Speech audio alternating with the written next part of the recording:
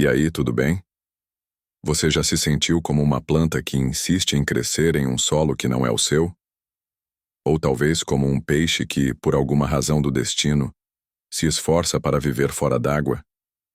Se uma voz lá no fundo, bem no cantinho, do seu peito, sussurra que tem algo de estranho na melodia da sua vida, se a imagem que você tem de si mesmo parece mais um figurino emprestado do que sua própria pele, então este papo é para você. Hoje a gente vai desvendar os labirintos da alma, aqueles que Carl Jung, um verdadeiro mestre da psique, nos ajudou a mapear.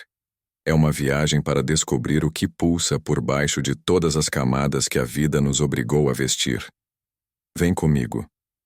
Desde Matantida, o seu primeiro fôlego, o palco da vida foi montado e sem que você percebesse um papel já estava escrito. O choro que incomodava os ouvidos alheios, o silêncio que, esse sim, era ouro. O comportamento que arrancava sorrisos e o impulso que era sumariamente repreendido. Cada pedacinho da sua existência foi moldado, não pela sua essência, mas pelo que o mundo esperava de você. Não é que a gente nasça com uma personalidade pronta como um bolo saindo do forno. Ela é como um rio, que se molda no embate contínuo entre a sua natureza e as margens da sociedade. Jung já dizia, e olha que essa frase é de arrepiar a espinha. A maior tragédia não é falhar, mas viver uma vida feita sob medida para os outros, sem sequer tropeçar em quem realmente somos. A verdade, meus caros, é mais espabentosa do que parece. A maioria das pessoas nunca sequer encosta na pontinha do seu verdadeiro eu psicológico. Crescemos ouvindo que a cabeça fria vale mais que o coração pulsante, que pisar no chão da realidade é sinal de sabedoria, e que sonhar demais é coisa de quem precisa ser puxado para a gravidade. Isso não é construção. É como uma poda, constante, onde qualquer galho que não se encaixe nos padrões é impiedosamente cortado, silenciado, empurrado para debaixo do tapete. Talvez você tenha sido aquela criança que vivia nas nuvens, mas foi empurrada para a dureza dos números e das lógicas. Quem sabe? Você foi alguém cuja pele era fina como papel, mas teve que aprender a endurecer na marra, porque homem de verdade não chora, ou mulher forte não se abala. E aí, feito mágica, esses pedacinhos do seu eu, antes tão vívidos, foram enterrados no sótão do seu inconsciente, como se fossem brinquedos quebrados. Mas aqui vai um segredo de polichinelo. Eles não morrem. Estão lá quietinhos, agindo nas entrelinhas dos seus tropeços, nos bloqueios que te impedem de ir avante, naqueles relacionamentos que simplesmente não engrenam, e naquela sensação constante de que algo está fora do lugar, mesmo quando tudo parece no seu devido assento. E o golpe mais cruel de todos, quanto mais você se dobra à imagem que esperam de você, mais você se afasta daquela chama que, de fato, te faria sentir-se vivo. Jung batizou isso de persona, a máscara social que calçamos para bailar no grande baile da vida. É claro que ela é necessária como o bom e velho colete salva-vidas, mas pode ser uma cilada se a gente a confunde com a nossa verdadeira identidade. Aquilo que você nega, o inconsciente transforma em destino. Essa frase não é para brincadeira. Ela grita o quanto das nossas ditas escolhas pode não passar de uma fuga sem pé nem cabeça do que somos de verdade. Se você sente que a vida que vive não te pertence, talvez seja porque ela realmente não pertence. Se o cansaço te persegue como uma sombra, talvez você esteja em uma luta inglória contra a sua própria natureza. Mas o mais difícil não é enxergar que você foi esculpido. É aceitar que agora, com as rédeas nas mãos, você pode desconstruir esse molde, que pode dar um salto da prisão confortável da expectativa e, mesmo com o coração na boca, tocar no que existe por baixo de tudo. E aí, preparado para puxar o véu? Já se viu exausto depois de um churrasco, mesmo sem ter levantado um dedo? Ou, ao contrário, já sentiu o silêncio de um dia sozinho te sufocando, como se a alma estivesse murchando, feito flor sem água? Pois é. O que a gente chama de timidez ou de ser sociável, talvez seja muito mais do que parece. Carl Jung, um sujeito de peso, foi quem jogou uma luz sobre isso, mostrando que introversão e extroversão não são só jeitos de se comportar, mas verdadeiras atitudes psíquicas. Para ele, a questão não é o quanto você fala, mas para onde a sua energia psíquica resolve dar o ar da graça. O introvertido, por exemplo, gosta de um mergulho profundo nas águas do seu próprio ser. Ele se refaz no silêncio, entre pensamentos, lembranças, ideias. E mesmo que por fora pareça calmaria, por dentro, muitas vezes, é um verdadeiro vendaval de ideias. Já o extrovertido é do tipo que gosta de ver o mundo rodar. Sua energia faz um carnaval pelas ruas entre pessoas nas situações do dia a dia. Ele se sente vivo quando o movimento e a troca estão no ar. Mas, e aqui vem o pulo do gato, você não é um ou outro, puro e simples. Você tem uma predominância, um centro de gravidade da alma, mas carrega o oposto quietinho agindo nas sombras. E veja só, é esse oposto muitas vezes reprimido que berra nos momentos de desarranjo. Um extrovertido que nunca se permite um respiro interno vive na superfície do próprio lago. Um introvertido que não encara o mundo externo pode se afogar nas próprias profundezas. Pense numa ponte, daquelas que ligam dois mundos, o seu universo interno e o grande palco lá fora. Se você só pisa de um lado, a outra margem, ora, ela apodrece, e com ela, apodrece um pedaço valioso de você. Jung era taxativo. Nossa tendência natural precisa ser equilibrada com um bom bocado de esforço consciente. O introvertido, por exemplo, precisa aprender a colocar a cara no mundo, senão vira escravo do isolamento. O extrovertido, por sua vez, precisa aprender a se recolher, senão acaba refém daquela barulheira constante. E é aqui que o bicho pega na nossa modernidade. Hoje, se você diz que é introvertido, logo te desenham como alguém antissocial, sem sal, esquisito. Se é extrovertido, automaticamente te carimbam como barulhento, superficial, sem profundidade. São estereótipos que mais parecem caricaturas, escondendo a complexidade que reside em nós. Essa bagunça cultural nos força a negar nossa natureza. Um introvertido se sente na obrigação de parecer mais interessante, mais pra frente. Um extrovertido é cobrado a ficar mais na dele, a sossegar o facho. No fim das contas, ninguém está no seu devido lugar, nem dentro de si mesmo. Mas aqui vai uma verdade que pode ser um soco no estômago. Você pode ter passado boa parte da sua vida se esforçando para ser alguém que não é, apenas para servir a uma história que não foi você quem escreveu. Então, que tal olhar para si mesmo com a honestidade de uma criança? Não pense no que os outros cochicham sobre você. Pergunte-se: onde minha alma encontra um cantinho para descansar? No silêncio da toca ou no burburinho do mundo? E, mais importante ainda, tenho fugido da outra margem. Por quê? A verdadeira virada de jogo começa quando você não só reconhece a sua batida principal, mas também decide, de peito aberto, atravessar a ponte e chamar para perto aquilo que sempre evitou. Imagine que sua mente é uma casa com 4 quartos. Desde que se entende por gente, você aprendeu a se sentir à vontade em um só deles, aquele mais iluminado, o que sempre recebia visitas. Mas os outros 3? Esses você quase nunca abria a porta. Talvez por medo, talvez porque ninguém te contou que eles estavam lá esperando. Jung, com sua sabedoria de velho lobo do mar, acreditava que toda a nossa psique navega com 4 bússolas principais para decifrar a realidade: pensamento, sentimento, sensação e intuição. E cada um de nós tem uma dessas funções que lidera a orquestra, ditando como percebemos, decidimos e simplesmente existimos. Mas olha, isso é só o começo da aventura. O pensamento é como um estrategista frio, objetivo. Ele busca a lógica, o que funciona, o que tem um porquê. As pessoas que têm essa função como o motor principal são estruturadas, organizadas, mestres da análise. Elas veem o mundo como um quebra-cabeça gigante esperando para ser resolvido. Mas quando a emoção bate à porta, elas travam como se não houvesse algoritmo capaz de dar conta do caos humano. O sentimento, por outro lado, é um coração que pulsa quente, subjetivo, moral. Ele não se apega a fatos, mas há valores, empatia, conexão. Quem opera por essa via sente o ambiente com cada poro do corpo. É o tipo de pessoa que percebe a dor alheia antes mesmo que alguém diga "ai".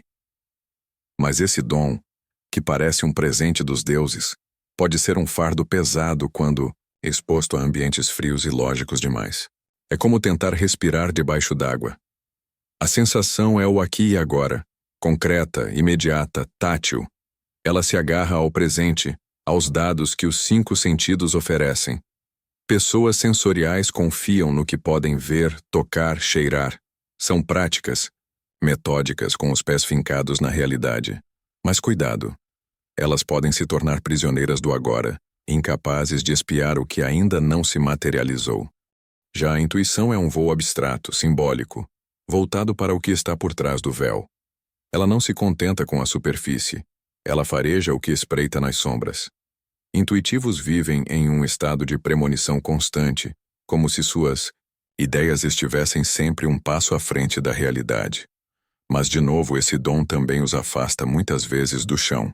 Têm dificuldade em colocar no papel o que pressentem. Vivem em um futuro que ainda não chegou. Cada uma dessas funções pode se manifestar em 2 atitudes: extrovertida ou introvertida. É daí que surgem 8 maneiras fundamentais de dançar.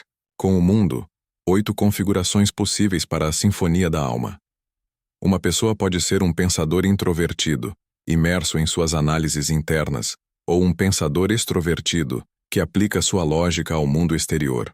Pode ser uma sensitiva extrovertida, voltada para a ação, ou uma intuitiva introvertida, pescando significados ocultos no silêncio do seu canto. Mas, e essa é a grande virada, você não é apenas a sua função dominante. Sua mente é como uma orquestra completa, mas na maioria das vezes, é um só instrumento que faz o solo mais alto.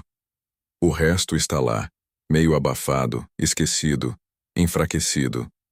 E o preço disso, amigo, é o desequilíbrio.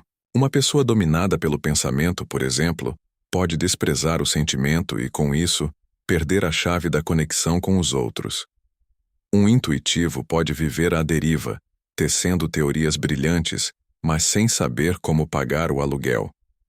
Um sensitivo pode estar tão grudado no cotidiano que nunca se permite questionar a própria existência. E tem mais.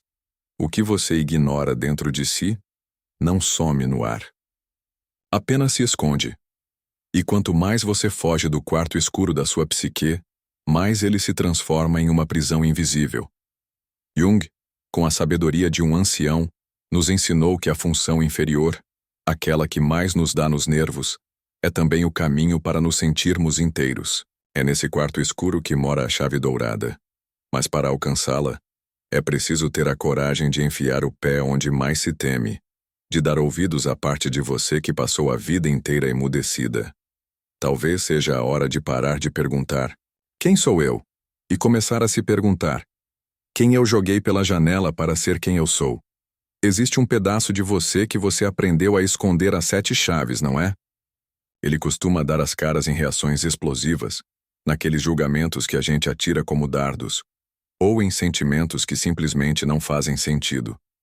Aparece nas pessoas que você não suporta à primeira vista, nas situações que te tiram do sério sem mais nem menos, nas atitudes que você condena nos outros, mas que no fundo do poço são o reflexo daquelas coisinhas que você tenta varrer para debaixo do tapete.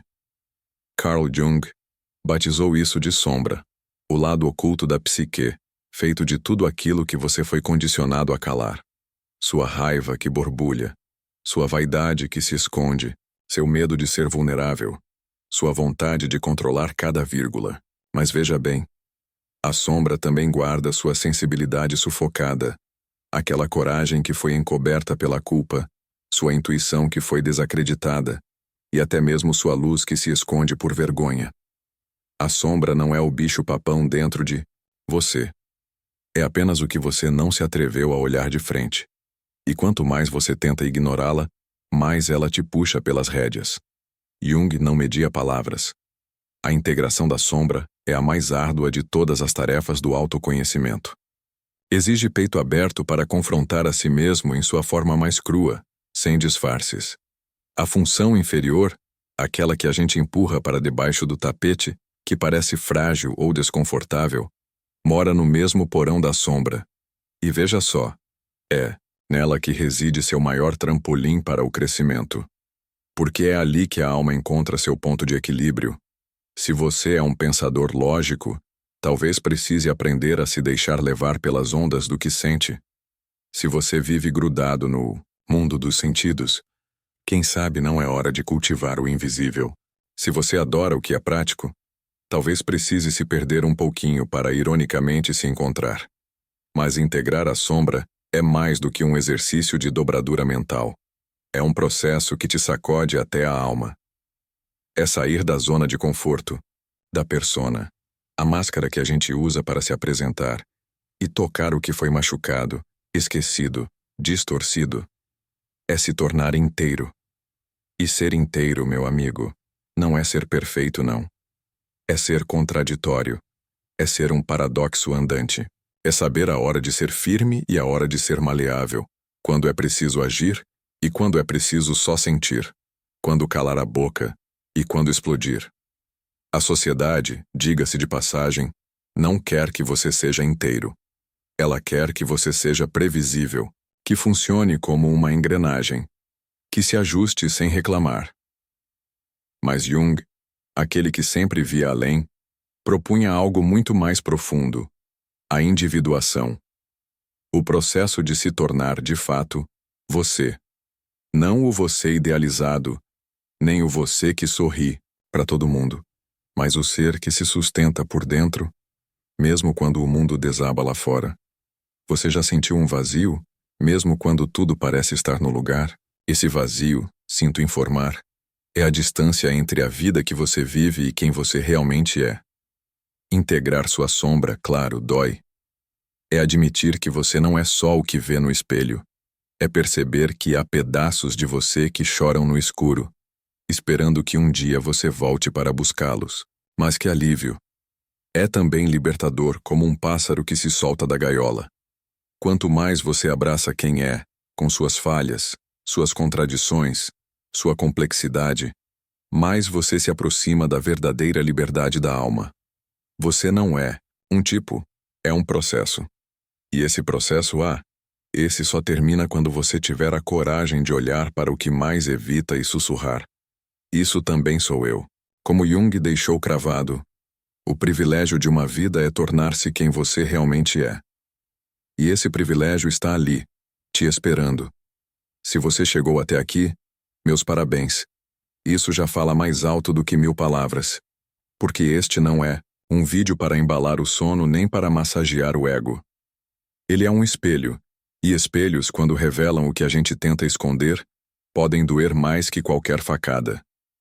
Nessa nossa conversa, a gente desvendou as máscaras que usamos, deu voz às vozes internas que silenciamos e abriu as portas dos quartos que ficaram trancados na alma. Você viu que não é só um tipo de personalidade, mas um campo de batalha interno entre o que é aceito e o que foi chutado para escanteio.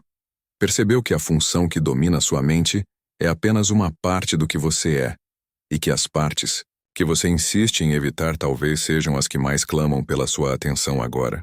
Deu para sentir na pele que autoconhecimento não é sobre se encaixar em uma forma, mas sobre se sentir inteiro, se integrar. Não se trata de buscar respostas prontas, daquelas que a gente encontra na bula de remédio, mas de aprender a caminhar de mãos dadas com as perguntas certas. E uma delas, aquela que ecoa desde o começo, é: quem você teria se tornado se o mundo não tivesse te dito quem você deveria ser? Este vídeo, sinto dizer, não é o ponto final. Ele é o estopim de uma desconstrução lenta, íntima e, acredite, necessária. Você pode agora dar meia volta e continuar vivendo no piloto automático.